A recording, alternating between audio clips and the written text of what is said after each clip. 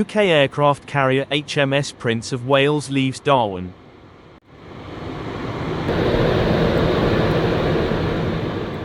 HMS Prince of Wales departs from Kuru Wharf at HMAS Coonawarra, Darwin, Northern Territory, Australia. The 29th of July 2025 UK aircraft carrier HMS Prince of Wales departs Darwin after completing a series of defence engagements alongside. The UK's flagship today completed her maiden visit. HMS Prince of Wales along with her ship's company and embarked forces set sail from Darwin, Australia today.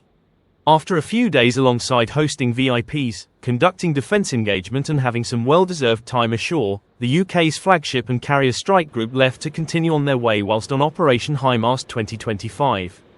The UK's flagship today completed her maiden visit to Australia to begin the next leg of her Indo-Pacific deployment.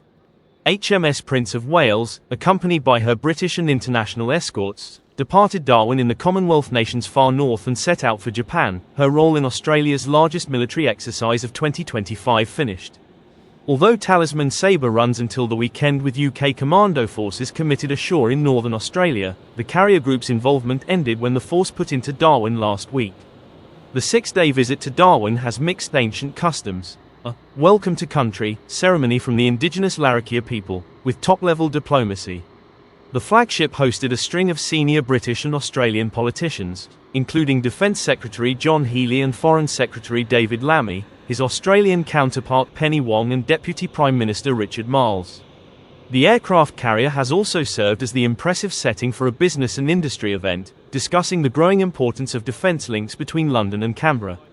And the 2,500-plus personnel in the task group have enjoyed downtime to explore the largest city in Australia's Northern Territory.